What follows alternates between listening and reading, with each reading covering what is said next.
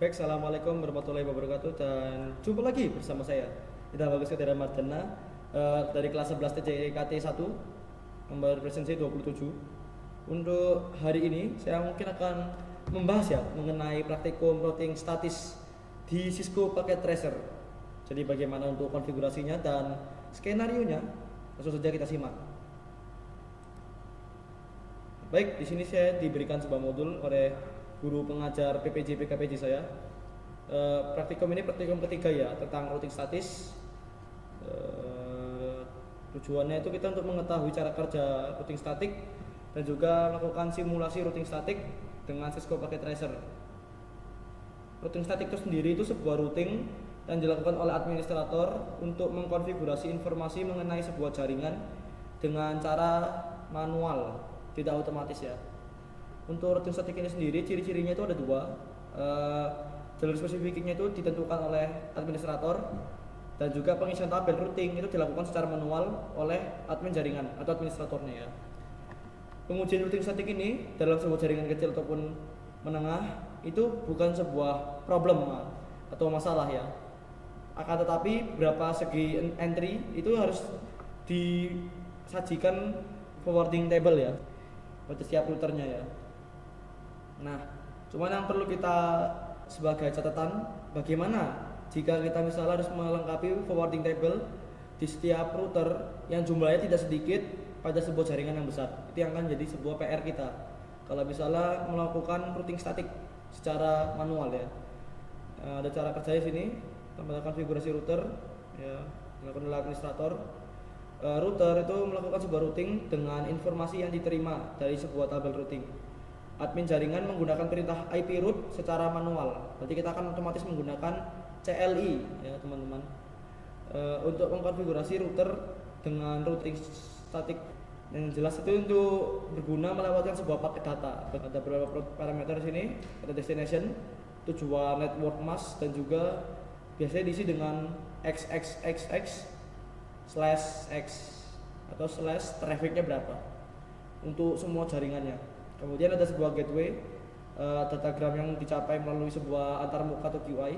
Ada pref source, itu tujuan paket dan juga sebuah meninggalkan router dengan sebuah alamat IP atau melalui sebuah alamat IP ya. Kemudian selanjutnya ada distance atau jarak. Jaraknya ada 0 dari 255. Berarti saya bilangnya ini range lah ya. Range distance-nya sebuah jarak administrator pada sebuah router. Selanjutnya ada kelebihan ataupun kekurangannya ya. Nah, keuntungannya sudah dibaca sendiri di sini, ada meringankan kinerja prosesor router. Kemudian bandwidth, tidak ada sebuah bandwidth yang digunakan pertukaran informasi. Routing statik ini juga lebih aman dibandingkan yang dynamic. Kemudian routing statik ini kebal dari segala usaha hacker untuk mengspoof.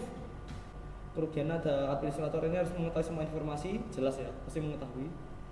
Hanya dapat digunakan untuk sebuah jaringan dengan skala kecil. Administrasinya cukup rumit dibandingkan routing dinamis dan juga akan banyak router yang harus dikonfigurasi secara manual. Dan juga terakhir ada rentan terhadap kesalahan, pasti miskonfigurasi ya. Oke, ada percobaan atau skenario nya. Di sini disajikan ada 2 server, 3 router dan juga ada 3 PCPT atau sebuah PC ya. Sini sudah memiliki jaraknya sendiri-sendiri, jalannya IP dan juga ada tabel percobaan. Jadi kurang lebih skemanya kurang seperti ini. Saya buka dulu Cisco-nya, Cisco Packet Tracer. Kurang lebih seperti ini. Sudah saya buat ada 2 server, 2 server ini ya, 2 server dan 2 server 2. Ada 3 router dengan konektivitas kabel serial DTI ya, serial DTI. Ini dikonek dengan port serial. Untuk yang saya gunakan alat jaringannya hanya PT router. Kenapa PT router? Karena dia untuk konfigurasi sangatlah mudah. Sudah disiapkan ada 2 fast ethernet sorry, ada 2 serial DTE dan juga ada 2 fiber optic atau FO ya. Fiber optic. Oke. Kita langsung aja mungkin mulai ya untuk konfigurasinya. Lebih enak mungkin dari atas ke bawah ya. Jadi saya akan gunakan router pertamanya ini, router 1. Oke. Kita router 1. Kita klik dulu. Nah, router 1 ini dia connect dengan 4 perangkat antara lain PC 1, PC 2, router 2 dan router 3. Saya kecilkan dikit ya. Begini. Ini ada konfigurasinya ya. Itu fast Ethernet 0 itu dia ke PC 1, fast Ethernet 1 slash 0 itu ke IP 2, fast Ethernet 1 itu ya yang PC 2 ini. Untuk yang serial DTE 2 itu ke atas up ya, linknya up, yaitu ke router 2. Jadi itu dari router 1, router 2, router 3. Sedangkan yang serial 3 nya dia kembali lagi dari 13.13.13.1. Jadi router 3 nya ke router 1. Ini ya IP nya. Ini ke sini 12.12.12.0. Sedangkan yang dari router 3 13.13.13.0. Semuanya di sini menggunakan traffic 24 untuk path-nya ya, jalannya itu. Oke. Selanjutnya ada dari PC 1. Untuk konfigurasinya standar saja ya teman-teman. Saya akan cek beritahu di sini untuk IP configuration-nya. 92, 168, 11. Saya gunakan 11 karena di sini sudah digunakan 0 ya. Jadi ditambah 1, kurang lebih seperti itu. Subnet mask-nya saya gunakan yang standar aja. Traffic 26 berarti 192 ya. 192 untuk subnet mask. Default gateway kita masukkan juga 62. 62 ya. 62. Kemudian untuk DNS server ini saya buat default aja sih, dari atas 33333 ini ya, server 1 maksudnya saya gunakan sebagai DNS, jadi turun ke bawah kurang lebih seperti itu. PC 2 di sini konfigurasinya sama seperti PC 1 ya, cuman yang beda di IP 4 nya aja, dia tambah 1 jadi 64 65. Ini 2 sama, ini sama, DNS nya juga sama ke atas, cuman dia yang berbeda itu cuman IP nya, jadi dia lompat ya, di sini 1, di sini tiba-tiba lompat langsung 65. Oke. Selanjutnya kita geser ke PC 3. PC 3 di sini menggunakan menggunakan 128, jadi otomatis 129 ya teman-teman. Kita desktop. Sini 128. Ikutin yang itunya, subnet mask-nya ya. Kemudian untuk IP address saya gunakan 253. Tidak jadi 128. Kenapa?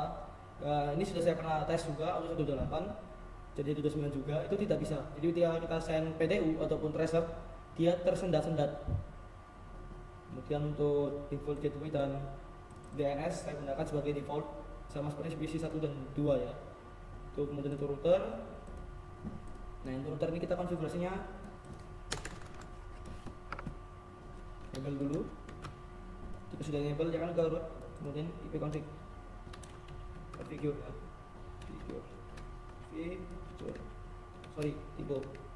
Configure.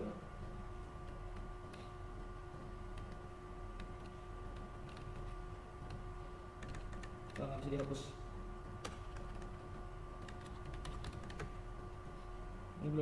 Ini sudah saya kunci, ini dia inputnya nggak mau ya. Kenapa nggak mau? Karena saya sudah setting secara GUI dengan statik ya. Jadi seperti ini. Kita buka lagi tabelnya. Kita router 1. Saya kecilkan dulu ya.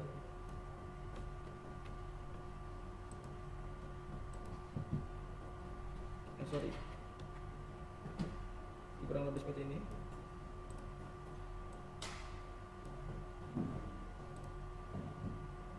Kita router 1. Sebentar, kelihatan ya. Router 1. Ini saya masukkan yang 333 dulu. Kenapa yang 333? Karena dia tuh trafiknya atas dulu. Terus saya masukkan 333. Untuk yang server 1 ya. Jadi saya gunakan itu dulu. Jembatannya ke atas. Kemudian lewat router 3. Jadi 13. Kemudian selanjutnya ada 43 itu yang server 2. Ini ya, server 2 dengan jalur yang sama, yaitu router 3. Dan terakhir ini ada 192, 168, 128. Itu ada PC 3. Ini ya. Saya gunakan jalurnya router 2. Ini router 2. Saya kembali ke router 1. Lebih seperti itu. Untuk inputnya cukup diketikkan saja ya. Tiap-tiap router ini, router destination atau output destinationnya, kemudian net mask, juga ada next hop atau gateway. Sini network ya, network next hop, sorry. Saya bukan sini.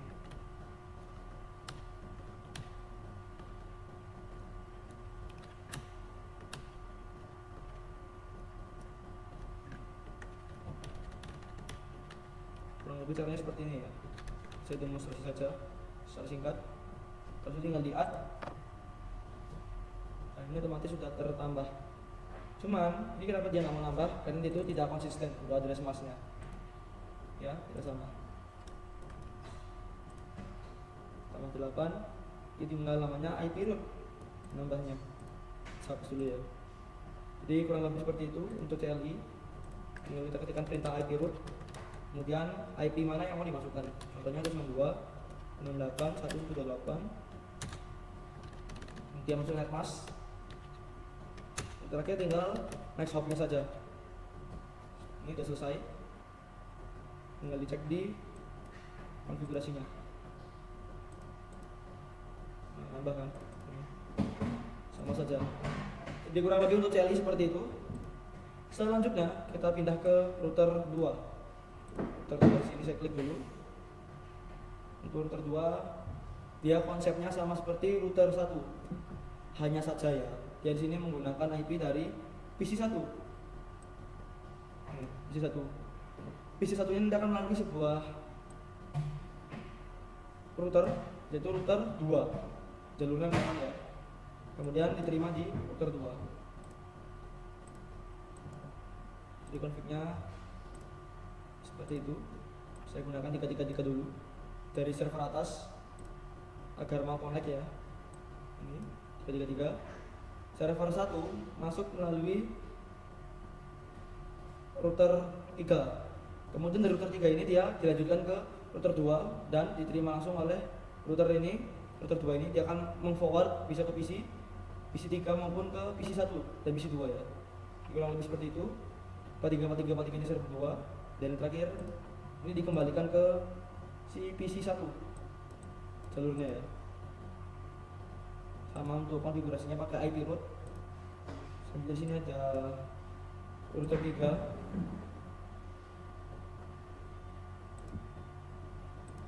Ini ada 2 saja ya teman-teman. Kenapa cuma 2? Karena saya lanjutkan dari PC ini, PC 1 yang 025 dan juga dari PC 3 itu 0 ya. Ini PC 3.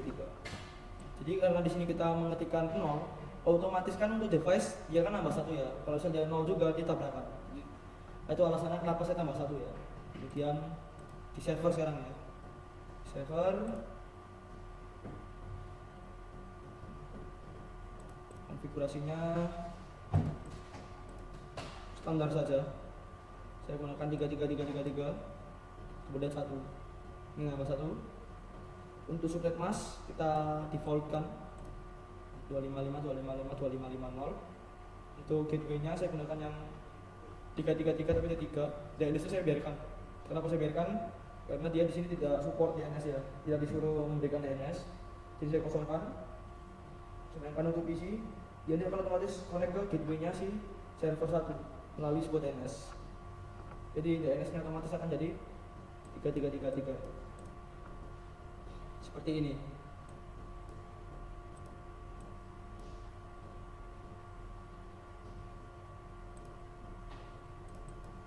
Iya. 3333331.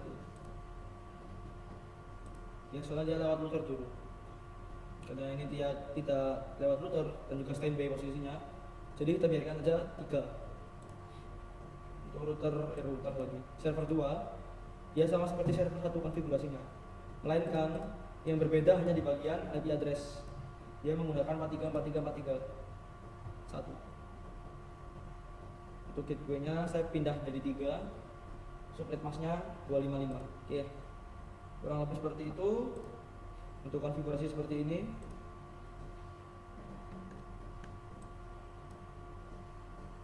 Ini konfigurasinya.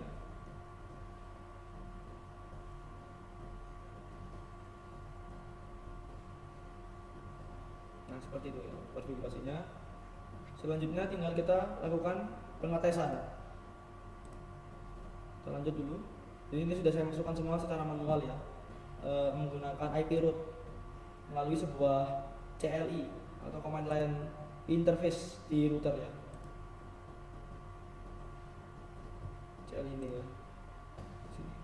Tinggal dimasukkan aja manual IP root. Oke. Selanjutnya kita akan pindah ke mode simulasi. Kemudian kita buat skenario seperti berikut. Untuk filternya yang di enable hanya IP versi 4 yaitu ICMP. Oke. Simulation mode soal ICMP ya. ICMP. Kirimkan paket sampel PDU dari PC 1 ke 2, 1 ke 3. Lalu amati PDU-nya. Oke. 1 2 atau 3 ya. Ini 1 2. Saya speedkan dikit ya. Set. Oh, tidak terlihat, sorry. Saya perlambat dikit. Masih file karena dia masih belum ready ya teman-teman. Jadi biarkan dulu untuk si mesin atau perangkat-perangkat jaringan komputer ini berpikir terlebih dahulu.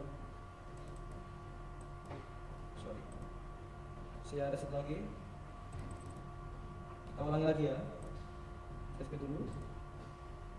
Oke, sudah. Itu kedua, kita send. Di router 1 dia menerima. Kemudian di forward ke PC 1. Di PC 1 lagi dibaca, lagi dicek lagi. Nah, ini sudah dicek, dia kembalikan lagi melalui router 1 dan akhirnya kembali ke PC 1. Dan ini prosesnya sudah sukses. Oke. Selanjutnya kita ke PC 3. Kirim lagi, kita klik. Kita tunggu bentar. Dikirim dari router 1 ke router 2. Dan ini masih ditolak. Kenapa ditolak? Dia belum respon. Terus lagi. Kita tunggu sebentar. Lalu kita forward lagi ya. Start lagi. Diterima di router 1. Router 2 juga menerima. Dikirimkan lagi ke PC 3 dan dikembalikan lagi ke router 2. Lalu router 1 dan akhirnya kembali ke PC 1. Sukses. Selanjutnya kita ke server ya teman-teman. Ini server 1, server 2. Kemudian dari PC 3 ke seluruhnya. Oke. Jadi langsung aja. Server 1 start dulu. Ini router 1 ya. Forward lagi router 3. Ini masih nggak mau. Jadi kita tunggu lagi. Kita kirim.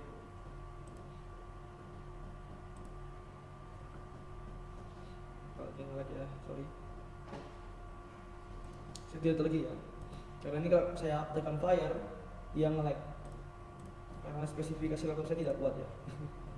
Forward diterima router 2, router 1 ke router 3, router 3 ke server 1, kemudian dikembalikan lagi dari router 3, router 1 dan kembali lagi ke PC 1.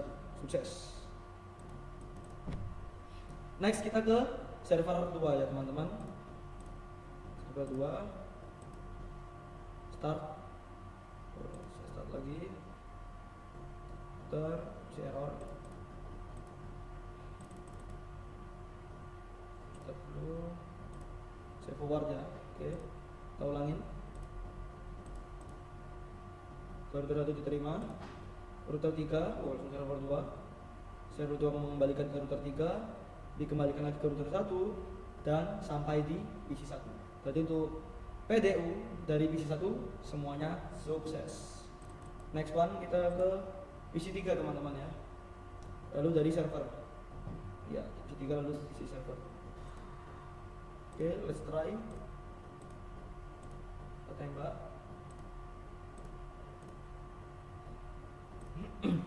Saya langsung kirimkan 2 di sini ya. Ini masuk, diterima. dan juga kembali. Dua-duanya sudah kembali melalui router 2, router 1, PC 1 dan PC 2 langsung. Saya mengirimnya 2 langsung ya. Oke, next kita langsung ke servernya. Kita forward lagi PDU-nya ke server 1 dan server 2. Saya kecilkan dikit ya. Dikit. Kita start.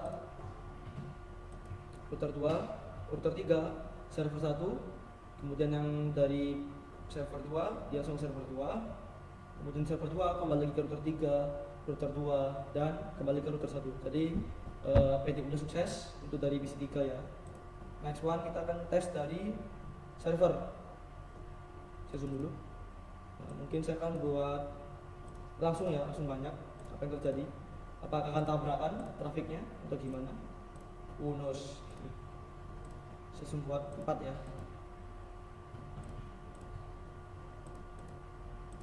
Seperti itu. Kecilkan dulu. Ini saya start. Ini ke bawah, jadi dia ngirim 3 langsung ke router 2, router 1 sorry.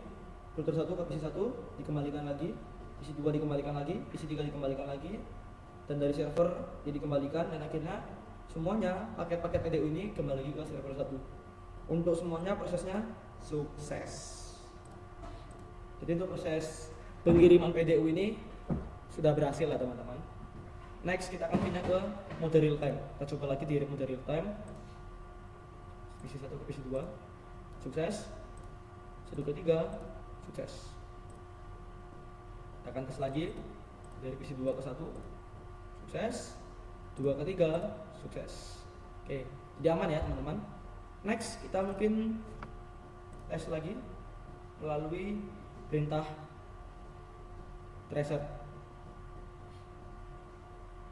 tracing ini ya, tracer berarti ya, tracer. Test drive langsung banyak ya teman-teman. Saya besarkan dikit biar kelihatan.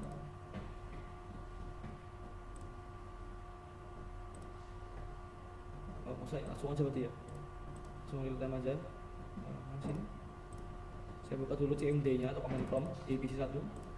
Tracer IP nya di sini 92.68.1.65.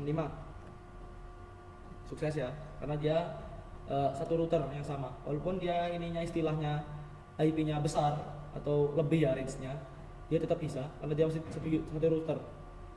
Tapi kalau misalnya lakukan tracing tersebut dengan IP konfigurasi yang salah atau konfigurasi dengan salah di router 1, otomatis dia akan nyambung ya teman-teman.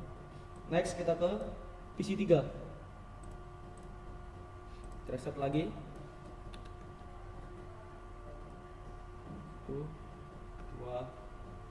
9. Oh sorry, salah. Ini routernya, IP nya bukan 28 ya. Saya ubahnya 253 oh ya. 253 teman-teman, jadi salah. 253.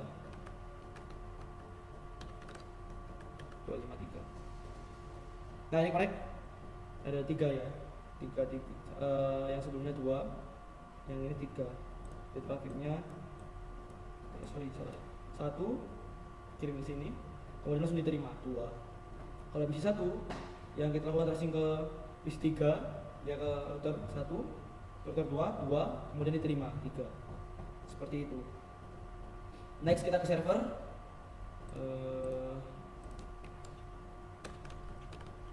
333 ya, 3. Nah, cuman 2. Dia ngirim ke router 1, diterima router 1, dikirim ke router 3, dia langsung forward ke server, jadi otomatis. Next ke server 2 ya, 433, 1. Ini 3, 1 ke router, dia forward dulu ke router 2. Habis ke router 2 ke server router 3. Habis ke router 3 dia baru diterima langsung oleh server 2. Seperti itu.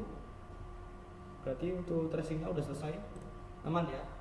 Saya akan tes juga dari server 2 ya. Mungkin server 2. Tracer satu kali, dipantulin masuk aman. Next ke PC 1 92 98 1 1 3 kali ya. Jadi mengirimkan dulu ke router 3 ke router 2 ke router 1 dan langsung diterima. Ini terakhir ke sama dengan poin 3,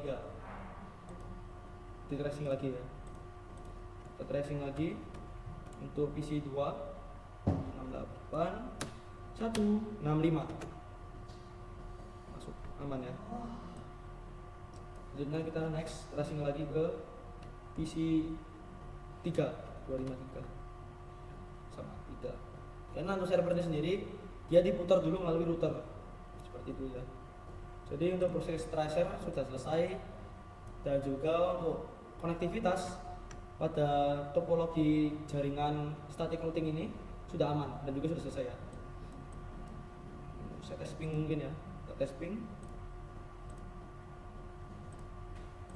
Kita coba ping ya, ping 268 dia terhubung, apply. Jadi semuanya aman ya untuk jaringannya. Nah, mungkin itu aja yang mungkin dapat saya sampaikan. Mohon maaf apabila ada salah kata dan juga salah sebut ataupun kecepatan ya. Saya Ida Bagus Kedira Mardana pamit undur diri dalam kesempatan praktek ketiga, yaitu routing statis ini. Sekian, terima kasih telah menonton dan sampai jumpa di video selanjutnya. Selamat siang dan goodbye. See you.